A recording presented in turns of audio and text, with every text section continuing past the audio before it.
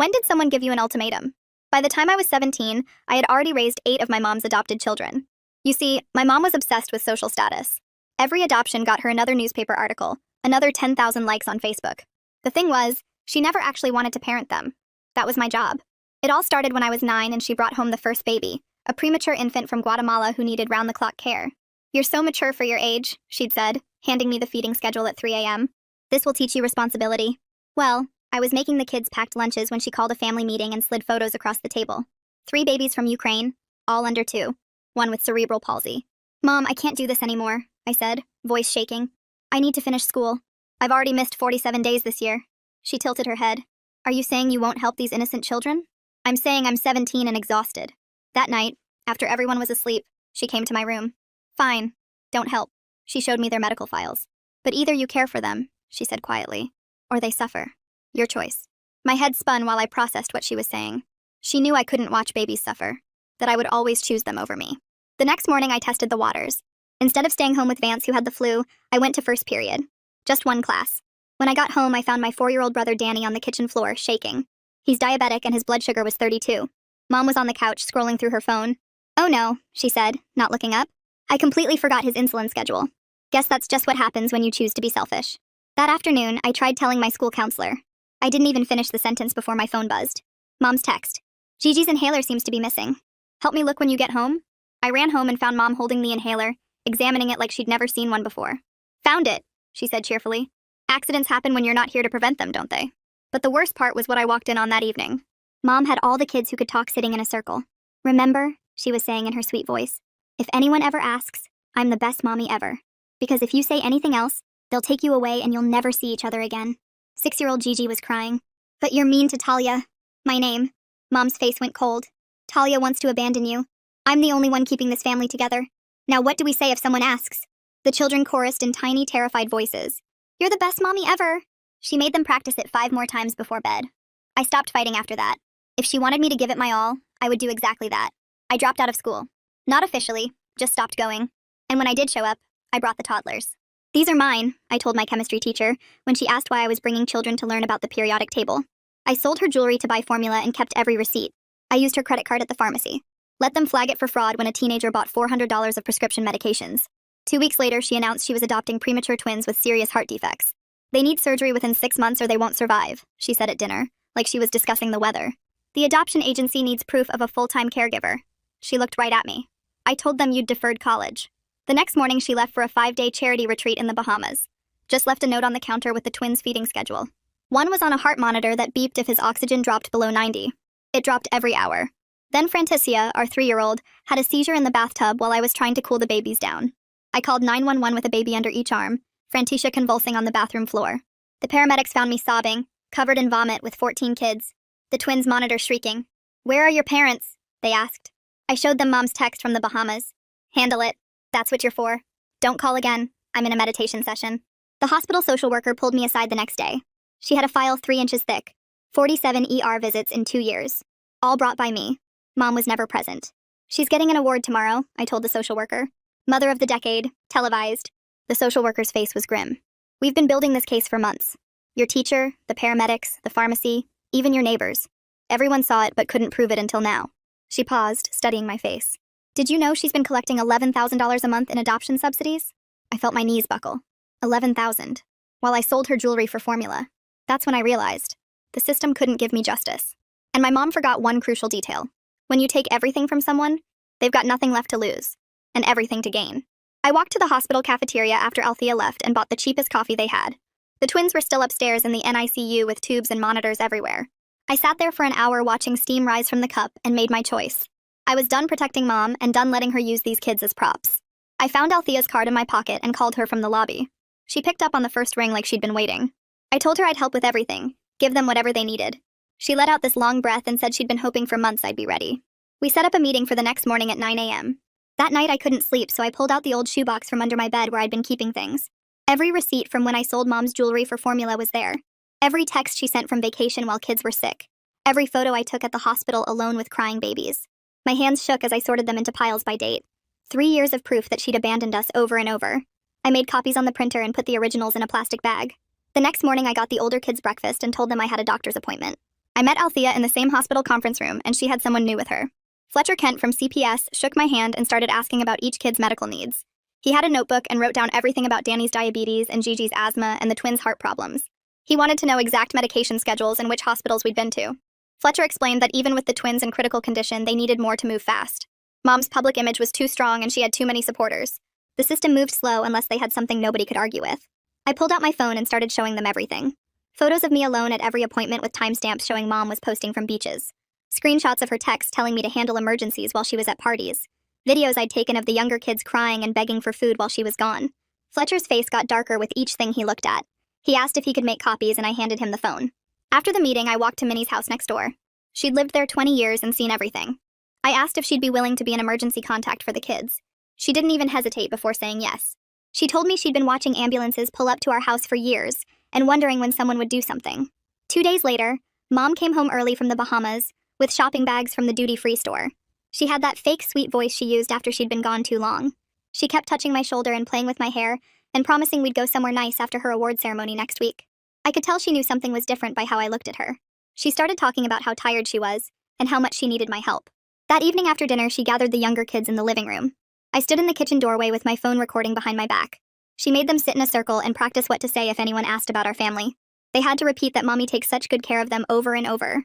Gigi started crying because she didn't want to lie. Mom's voice got cold and she said Gigi might have to go live somewhere else if she couldn't remember her lines. The other kids got scared and started saying it louder. She made them practice for 30 minutes until they all said it perfectly with big smiles. The next day, I went to the school for the first time in 2 weeks. I found Dean McCormick in his chemistry classroom during lunch. I asked if he'd write down everything about the times I brought toddlers to his class. He said he'd already been keeping notes because he was worried about me. He showed me a folder with dates of every absence and photos he'd taken of me doing homework with babies on my lap. He said he'd write whatever statement I needed and had been waiting for someone to ask. My whole body felt lighter walking out of his classroom. People were finally seeing what had been happening. The evidence was everywhere and I wasn't crazy or alone. Mom had been so careful about her image, but she forgot that other people had eyes. They saw me at the pharmacy buying hundreds of dollars of medicine. They saw me at the food bank with a wagon full of kids. They saw the ambulances and the police and me carrying sick babies to the ER at 3 in the morning. Fletcher called that afternoon to say they were building the case, but it would take time. The wheels were turning, but the system moved like it was stuck in mud. Meanwhile, the twins needed surgery soon, and Mom was planning her big award ceremony like nothing was wrong. I knew this was just the beginning of a long fight, but at least I wasn't fighting alone anymore. The next morning, I walked straight to the counselor's office at the school before first period. Charity Neely looked up from her computer when I knocked on her doorframe. She waved me in and closed the door behind me. I sat in the chair across from her desk while she pulled out a thick folder with my name on it. She opened it and spread papers across her desk. Each page had dates and times written in her neat handwriting. She showed me attendance records going back 3 years. Red marks covered almost half the days. She had notes about every time I fell asleep in class, every test I missed, every assignment turned in late with baby's handprints on the edges. She'd been tracking everything since freshman year. She pointed to a column where she'd written the reasons I gave for each absence. Medical emergency, hospital visit, sick sibling, doctor appointment. The pattern was obvious when you saw it all together. She told me she'd been worried about me for years but couldn't prove anything until now. She said she'd already written a statement for CPS and would testify if needed. I took pictures of every page with my phone. That afternoon, I drove to the fire station on Maple Street. Roy Farmer was washing one of the ambulances when I pulled up. He recognized me right away and put down the hose. We'd seen each other so many times at my house that we didn't need introductions. He called his partner over, and they both sat with me on the bumper of the truck. Roy pulled out his phone and showed me pictures he'd taken at our house. Mom's car in the driveway while I loaded kids into ambulances. Timestamps showing 2 a.m., 4 a.m., midnight. He said they'd been filing reports for 2 years about her never being present during emergencies. His partner showed me their call log. Our address appeared 47 times. Roy said they'd both provide official statements and testify about what they'd seen. They gave me copies of their reports before I left. The next day, I met Cornelius Bush at the legal aid office downtown. The waiting room smelled like old coffee and copy paper. He was younger than I expected with a messy desk covered in case files. He explained that using Mom's credit cards could get me charged with fraud. The total was over $4,000 just at pharmacies. He showed me the penalty guidelines. I could face jail time if Mom pressed charges. But he said if I cooperated fully with CPS, they'd probably focus on the bigger issue. Child endangerment was more serious than credit card fraud. He helped me write down every purchase I'd made. Formula, medicine, diapers, nebulizer supplies, glucose tablets. I had receipts for most of it in a shoebox at home. He said to get them all organized and make copies. He'd argue that I had no choice but to use the cards for medical necessities. That evening, I looked up Fiona Bailey's number from one of Mom's newspaper clippings. My hands shook as I dialed. She answered on the third ring. I told her who I was and that I had information about Mom's adoptions. She got quiet when I mentioned documentation. She said she'd written 6 articles about Mom over the years, all positive stories about her charity work. I told her about the 11,000 monthly subsidies, about Mom being in the Bahamas during medical emergencies. She sounded skeptical and said she'd need proof before considering any story. She agreed to meet me at a coffee shop the next day to review what I had. I couldn't sleep that night thinking about what might happen to the kids. At 3 a.m., I got up and started packing bags. I found old backpacks and duffel bags in the garage. For each child, I packed their medications in labeled bags, their medical records in folders, a change of clothes that actually fit, their favorite stuffed animal or blanket. I wrote their names on index cards with my phone number. My hands shook thinking about them being separated. Danny's diabetes supplies filled a whole bag. The twins' heart medications and monitors took up another. Gigi's inhaler and allergy pens. Frantisha's seizure medication. I lined up all 14 bags by the front door. Each one broke my heart a little more. The phone rang at 7 a.m. while I was making breakfast. Fletcher's voice sounded tired but focused. He told me they were planning everything around Mom's award ceremony in 2 weeks. The timing would work perfectly. She'd be on stage accepting her award when CPS moved in. She wouldn't have time to coach the kids or spin the story. The media would be there already. The truth would come out before she could control it. He said keeping the children safe was the priority. Everything else would follow from that. Mom must have sensed something because that afternoon she changed all the locks on her bedroom door. She moved every medication into her room and installed a padlock. She said I'd been forgetful lately and couldn't be trusted with important things. Then she got on Facebook and posted about how exhausted she was, how I'd been acting strange and aggressive, how hard it was to care for 14 special needs children alone. Her followers immediately started commenting with hearts and prayers. Some said I sounded like a troubled teen who didn't appreciate everything she did. That night, one of the twins' oxygen monitors started beeping at 2 a.m. The backup battery had died and the main unit was failing. His oxygen level dropped to 82, then 79. I ran to Mom's door, but it was locked. I could hear her TV on inside. I banged on the door and yelled that the baby needed help. She didn't answer. I called Minnie and she came over in her nightgown. Together we moved the twin to the other monitor and got his levels back up. I took pictures of the broken monitor and the locked door. I recorded the sounds of Mom's TV playing while we worked to save the baby. Minnie stayed until morning to help watch the monitors. 2 days later, Fletcher called again. He said the legal process was moving slowly. Too many cases and not enough workers. He needed me to make a detailed video statement. He sent me a list of topics to cover. Each child's medical condition, Mom's patterns of leaving, the coaching sessions, the locked medications, the money. I spent 3 hours that night talking to my phone camera. I went through every child's needs, every hospital visit, every time Mom left us alone, every threat she made, every time she chose Facebook over feeding schedules. My voice cracked talking about finding Danny on the floor, about Frantisha's seizure, about the twins almost dying. I uploaded the video to 3 different cloud services and sent Fletcher the links. The next morning, Fiona Bailey called back. She'd reviewed the evidence I'd sent but wanted more. She needed timestamps that could be verified. Third-party confirmation. Official documents. I spent the day gathering everything. Mom's Instagram posts from the Bahamas tagged with locations and times. The same dates and times as ER admission records. Photos from her Facebook showing her at charity galas while I was at the hospital.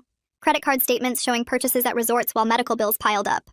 I sent everything to Fiona with the paramedics' reports and the social worker's notes. She called back an hour later. Her voice was different this time. She believed me. The next morning I couldn't sleep, so I went through the mail pile on the kitchen counter while everyone was still in bed. Between the medical bills and donation thank you cards, I found a thick envelope from the state adoption agency. My hands shook as I opened it and saw the subsidy payment statements going back 3 years. $11,000 every single month deposited directly into Mom's account. I took photos of every page with my phone, my stomach churning as I did the math. She'd gotten over $400,000 while I sold her jewelry at pawn shops to buy formula and begged pharmacists to let me pay in installments. I heard her bedroom door open and quickly stuffed the papers back in the envelope. That afternoon, while I was giving the twins their breathing treatments, Mom posted on Facebook about how worried she was about me. She wrote that I'd been acting troubled lately and seemed jealous of the attention she gave the younger children. Within an hour, her followers were attacking me in the comments, calling me selfish and ungrateful and saying I didn't deserve such a loving mother. My phone buzzed with notifications until I had to make all my accounts private. I packed a bag that night with backup medications and inhalers and walked it over to Minnie's house after Mom went to bed. She helped me hide everything in her hall closet without asking questions. Having those emergency supplies there made me feel like I had at least a tiny bit of control over this chaos. 2 days later, Mom called a family meeting and announced she was thinking about placing the twins in medical foster care where they could get better specialized attention. The other kids started crying immediately, and Vance grabbed my leg so hard it hurt. I told them I wouldn't let anyone split them up even though I had no idea how I'd stop it. Mom smiled at me over their heads like she'd won something. Cornelius Bush from Legal Aid called me the next morning and said we needed to talk about the credit card charges. He warned me I could face serious charges for fraud, but said if I was completely transparent about everything it would help. We spent 3 hours creating a spreadsheet showing every single purchase with receipts proving it all went to the children's medical needs. He said the restitution plan would show the court I wasn't trying to steal anything. I went to the CPS office that afternoon and spent 4 hours writing out a formal sworn statement. I included every date and time I could remember, names of all the witnesses who'd seen things and details about each child's medical conditions. Fletcher read through it as I wrote and said it was the most detailed report he'd ever seen. He said it would definitely help expedite the case through the system. 3 days later, Mom staged another charity photo op in our front yard with a photographer from the local paper. I stood in the doorway with my phone recording as she posed with the kids for 20 minutes. The second the photographer left, she pulled out her phone and started scrolling while Danny sat on the grass next to her. I kept filming as his hands started shaking and he told her he felt funny. She didn't even look up until the photographer came back for his lens cap and pointed out that Danny looked sick.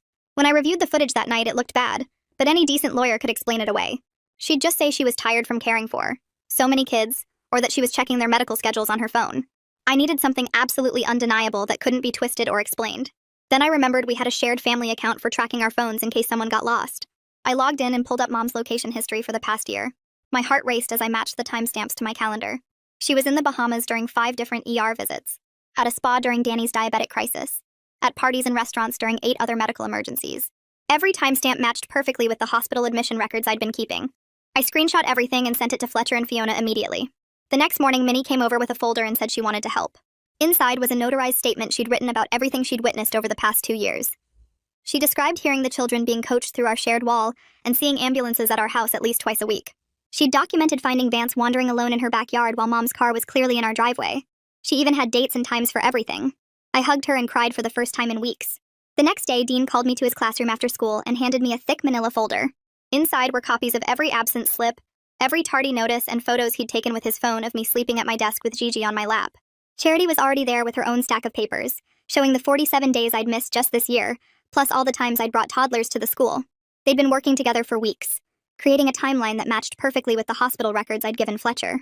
Dean showed me pictures on his phone from 3 months ago when I'd brought Danny to chemistry class because his blood sugar was unstable. The timestamp on one photo showed me checking his levels while other students were doing a lab experiment. Charity had written notes in the margins of attendance records about finding me in the bathroom trying to calm Vance down during his asthma attack. She'd documented everything, even the time she found me changing one of the twins' diapers in the counseling office because I couldn't leave them alone at home. They made copies of everything and said they'd send it directly to Fletcher and the judge handling the case. My phone rang while I was walking home and it was Althea, sounding frustrated. The hospital's lawyers were reviewing her statement, but they wanted to remove certain details about specific medical incidents because of privacy laws. She said this could push back the emergency hearing by at least a week, maybe more. The legal department was worried about liability if they released too much information without proper court orders. I could hear papers shuffling in the background as she explained that even though I was the one who brought the kids in, Mom was still their legal guardian on paper. They needed special permission to release full medical records, and that meant more paperwork, more waiting, more time for the kids to suffer. When I got home, Mom was sitting at the kitchen table with all the receipts I'd hidden spread out in front of her. She didn't yell or scream, just looked at me with this cold expression and reminded me the award ceremony was in 4 days. Her voice stayed quiet and calm as she explained exactly what would happen if I embarrassed her in any way. She'd already talked to lawyers about getting a restraining order against me for theft and fraud. She had the credit card statements showing thousands in charges I'd made. She said the judge would believe a mother trying to protect her children from a troubled teenager who stole from her own family. If I ruined her moment, she'd make sure I never saw any of the kids again, not even supervised visits. She'd tell them I abandoned them, that I never really loved them, that I was just using them for attention. The next morning I went to the electronics store and bought a cheap prepaid phone with cash I'd been saving from returning bottles and cans. I spent hours uploading every photo, every video, every screenshot to 3 different cloud accounts. I created new email addresses and shared the passwords with Althea and Fletcher, writing them down on paper too in case something happened to the digital copies.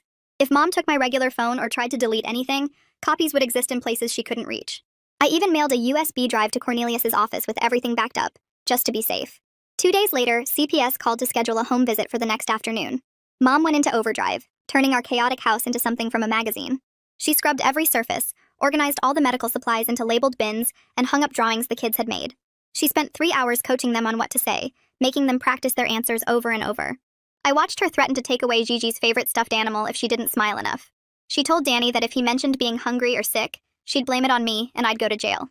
While she was drilling the kids in the living room, I snuck into my room and grabbed the baby monitor we used for the twins. I hid the parent unit behind some books on the shelf, positioning it to catch audio from where the social worker would probably sit. The next day when the caseworker arrived, the house looked perfect, and the kids performed exactly as trained. They smiled and said Mom was wonderful, that she took such good care of them. The caseworker, a tired-looking woman with a clipboard, asked them specific questions about their medical care.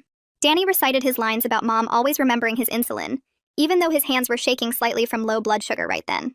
The baby monitor picked up some of the audio but missed important visual cues like Mom pinching Vance behind his back when he started to say something off script. The caseworker seemed suspicious, writing lots of notes and asking follow-up questions Mom hadn't prepared them for. But without seeing the coaching or threats, she didn't have enough to remove the kids immediately. After she left, Mom celebrated by ordering pizza and letting the kids watch a movie. 2 hours later, Danny collapsed in the hallway. His blood sugar had dropped to 28 and he was barely conscious. I grabbed the glucose tablets from my emergency stash and got 3 into his mouth while checking his levels again. I took photos of the meter showing the dangerous readings, then gave him juice and crackers while documenting everything in the medical log I'd been keeping. Mom was in her room on the phone, telling someone about how well the home visit went.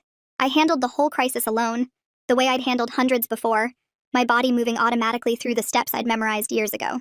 The next morning, Cornelius called to say he'd filed for an emergency protective order on my behalf. He argued that Mom's threats about keeping me from the kids constituted witness intimidation since I was cooperating with an active investigation. The judge agreed and granted a temporary order that specifically said Mom couldn't prevent me from accessing the children or their medical care. It was supposed to protect me and ensure the kids got the help they needed. That night at 2 a.m., I woke up to my phone buzzing with texts from Mom saying she was sorry, but the door was locked and she couldn't find her keys. I ran downstairs to find myself locked out, all the kids inside and Mom's face in the window with a small smile. She mouthed the word oops and walked away. I called the police and showed them the protective order on my phone. 2 officers showed up 20 minutes later, but Mom answered the door in her pajamas, acting confused and concerned. She said it was all a misunderstanding, that the lock was broken and she'd been trying to fix it.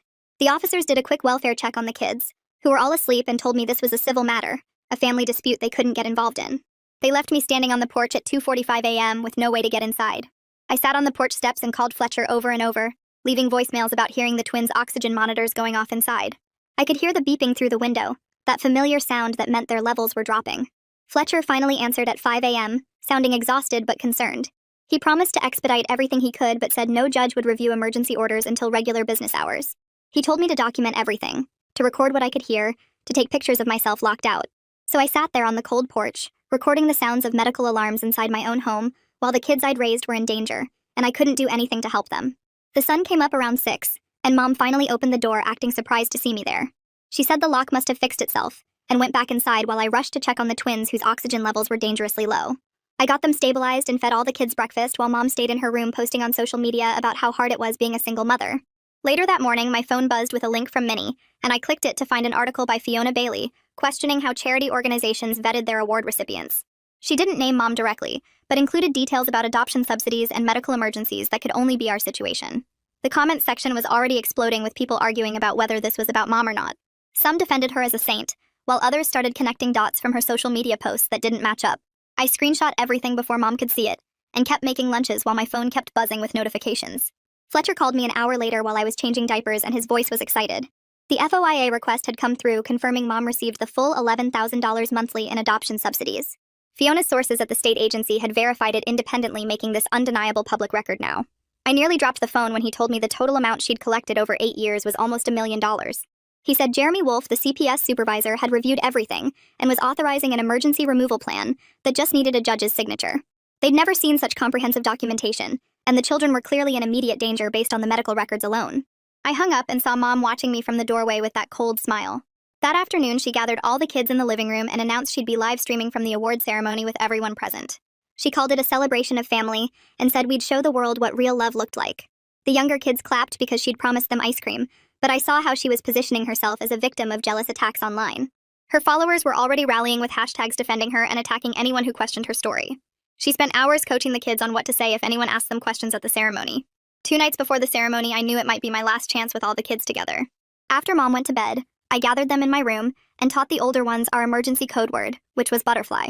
If I said butterfly, it meant they needed to stay calm and trust that everything would be okay, even if scary things happened. I packed their go bags with their favorite stuffed animals and the blankets that smelled like home. Danny clutched his dinosaur and asked if we were going somewhere, and I told him maybe, but I'd always love him no matter what. The next morning, Mom cornered me in the kitchen and offered me a spot on stage at the ceremony if I would smile and support the family. The manipulation was so obvious now after everything I'd documented and learned. I told her I'd think about it while secretly texting Fletcher to confirm the removal timeline was still on track. He said everything was set, and Judge Melody Painter had agreed to review the case. That afternoon, Charity Neely stopped by with paperwork about getting my GED and mentioned programs for youth aging out of care. I was skeptical at first because I'd never thought about my own future beyond just surviving each day with the kids. She showed me how I could take classes online and still work while getting my diploma. Mom saw her car in the driveway and came out acting sweet, asking what brought her by. Charity said she was just checking on a former student, and Mom's face got tight before she went back inside. Fletcher called again that evening to tell me Judge Painter had scheduled an emergency hearing for the morning of the award ceremony. He said the timing was perfect because Mom would be too focused on her image to interfere with the children's removal. The hearing was set for 8 in the morning, and the ceremony wasn't until noon, so Mom wouldn't even know what was happening until it was done. I felt sick thinking about the kids being taken, but I knew they needed real medical care and safety. The night before everything was supposed to happen, Mom found the baby monitor I'd hidden in the living room. She destroyed it with a hammer, then posted a video claiming I'd been recording the children inappropriately and needed mental health support. Her followers started a hashtag defending her, but others were asking why she was so angry about being recorded if she had nothing to hide. Some people started digging into old posts and finding inconsistencies in her stories about the adoptions. She spent hours deleting comments and blocking people while the kids watched TV. I texted Minnie asking if she could come over, and she showed up an hour later with soup saying she wanted to help. She stayed up with me the night before the hearing, letting me sleep for 2 hours while she watched the house. When I woke up at 3 in the morning, she made me eat something even though my stomach was in knots. She reminded me that I was saving my siblings' lives, and that took more courage than most people would ever have. We sat on the couch listening to the twins' monitors and waiting for Dawn to come. At 6:30, Cornelius showed up with a stack of papers and made me go through every single credit card charge while Minnie watched the kids. He had me write down exactly what each purchase was for and which child needed it. The diversion program forms were complicated, but he explained that admitting everything up front would help the judge see I was trying to save lives, not steal money.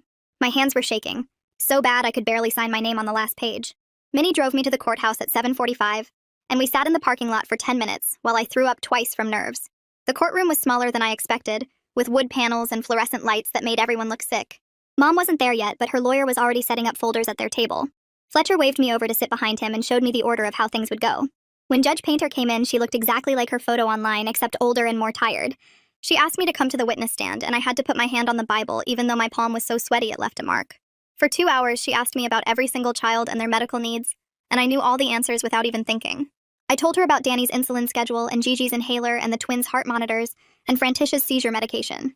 My voice cracked when I described finding Danny on the floor with his blood sugar at 32, but I kept going. I explained about the coaching sessions where Mom made them practice, saying she was the best mommy ever. Fletcher stood up next and started pulling out evidence like a magician doing tricks. He had photos of me at the hospital at 3 in the morning with babies in my arms. He showed texts from Mom in the Bahamas telling me to handle everything myself.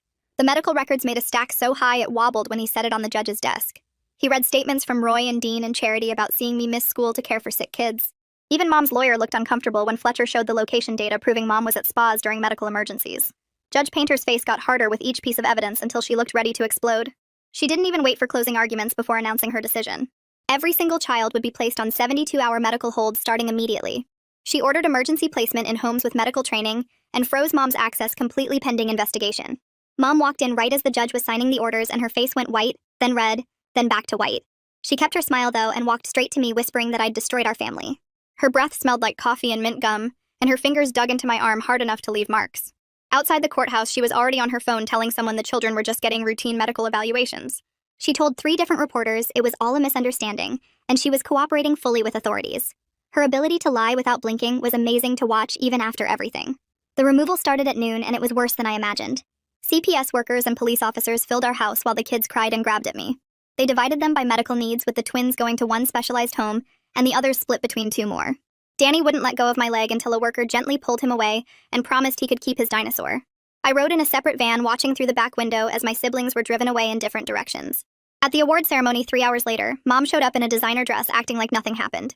Fiona caught her on the red carpet asking about reports of children being removed from her home. Mom laughed and said it was just routine medical checkups that got blown out of proportion by people jealous of her success. But when Fiona asked follow-up questions, Mom's answers started contradicting each other. Other reporters smelled blood in the water and started pressing harder about the removal orders. Mom kept smiling, but you could see cracks forming in her perfect image. That night, a counselor met me at a youth transitional program with intake forms to fill out. The room had 2 beds and a dresser and smelled like industrial cleaner and old carpet. I sat on the thin mattress filling out paperwork about my medical history and emergency contacts while feeling completely numb. The counselor asked if I needed anything, and I couldn't even think of an answer. She left a folder with program rules and meal times and told me someone would check on me in the morning. I lay on the bed staring at the ceiling, knowing the kids were scared and separated, but finally getting real medical care. The next day, Cornelius called to say he'd worked out a diversion deal where I'd do community service and pay restitution instead of facing charges. The relief hit me so hard, I had to sit down on the floor of my tiny room. He said the judge understood I was trying to save lives, and the prosecution agreed not to pursue criminal charges if I completed the program. Over the next week, the hospital exams happened, and the results were exactly what we expected. Every single child showed signs of medical neglect, from missed medications to untreated conditions. The twins were scheduled for emergency heart surgery within days of removal. The documentation was so clear that even Mom's expensive lawyer couldn't explain it away. Mom's response was to go nuclear on social media the very next morning. Fletcher texted me screenshots of her posts claiming government overreach and begging her followers to protest outside the CPS building. Within hours, there were dozens of people with signs calling CPS kidnappers and demanding the children be returned. Mom posted videos crying about how her babies were stolen from their loving home. She threatened to sue everyone involved and started a GoFundMe for legal fees that raised $8,000 in the first day. Fletcher called to tell me not to worry because the kids were in secure locations and Mom didn't know where. He said the protests were annoying, but wouldn't change anything since the medical evidence was so strong. I deleted all my social media accounts and focused on getting through each day at the youth program. 2 weeks later, Fletcher picked me up for my first supervised visit at a public park downtown. My hands shook the whole drive there. The moment the van pulled up and the kids saw me through the window, they started screaming my name. Danny broke free from the social worker and ran straight into my arms. Gigi and the others piled on top of us in a giant hug that knocked me onto the grass. I'd brought a backpack full of their favorite snacks, plus the medical charts I'd kept for years showing every medication schedule and doctor visit. The social worker let me give each kid their special treat while we sat on a picnic blanket. Danny's blood sugar was perfect and his cheeks had color for the first time in months. The twins looked bigger already and their breathing sounded clear. We played tag and pushed them on swings, and for 1 hour everything felt almost normal. When it was time to leave, Gigi grabbed my leg and wouldn't let go until I promised I'd see them again soon. Fletcher explained in the car afterward that CPS had found 2 specialized foster homes with medical training. The twins were placed together with a retired pediatric nurse who had experience with heart conditions. The other kids went to a couple who'd fostered medically complex children for 15 years. No relatives could take them since Mom was an only child and had cut off her parents years ago. The foster family seemed to really care based on the reports Fletcher showed me. They'd already scheduled all the missed doctor appointments and gotten the kids into therapy. A month later, I sat in a courtroom for the preliminary hearing wearing the only nice outfit the youth program had. Judge Painter reviewed the evidence for over an hour, while Mom sat at the defendant's table in a designer suit. The judge ordered Mom to undergo psychological evaluation and complete parenting classes before any reunification could be considered. She froze the adoption subsidies pending full review of how the money was spent. Mom would get supervised visits every other week for 2 hours at the CPS office. Mom's lawyer argued for immediate return, but Judge Painter cut him off and said the medical neglect was too severe to ignore. I started GED classes the next week in a small classroom with 5 other kids from the youth program. The teacher was patient when I struggled to focus after months of no school. I also picked up shifts in the hospital cafeteria where this whole thing started. The work was hard and the pay was terrible, but it was honest money that I earned myself. I saved every dollar I could in an envelope under my mattress. Seeing the NICU through the cafeteria windows made me think of the twins, but at least now they were getting real care. Fiona published another article focusing on the kids' medical needs and the foster family's expenses. She interviewed the foster parents who talked about the specialized equipment and medications required. Within days, donations started pouring in for medical supplies and therapy costs. People sent toys and clothes and gift cards for the foster families. Part of me felt weird about strangers caring so much, but mostly I was grateful the kids were getting what they needed. 3 months after that first night in the hospital, I moved into a transitional apartment with help from a housing program. It was just a studio with a tiny kitchen, but it was mine. I started therapy twice a week with a counselor who specialized in family trauma. She taught me to use words like abuse and exploitation instead of making excuses for what Mom did. We worked on a victim impact statement for the court that took weeks to write because I kept minimizing everything. The therapist had to remind me over and over that what happened wasn't normal or okay. At the next supervised park visit, I watched my siblings run around on real playground equipment. Their foster parents had brought them and stayed nearby but gave us space. Danny's diabetes was under control and he'd gained weight. Gigi hadn't had an asthma attack in weeks. The twins were scheduled for surgery next month and the doctors were optimistic. Even the little ones who couldn't talk much seemed calmer and less scared. I pushed them on swings and helped them climb the jungle gym and promised quietly that I'd keep showing up no matter what. For the first time in 8 years, I actually believed things might work out. And that's it, folks. Another shining example of me talking too much. Subscribe if you're brave enough for more of it.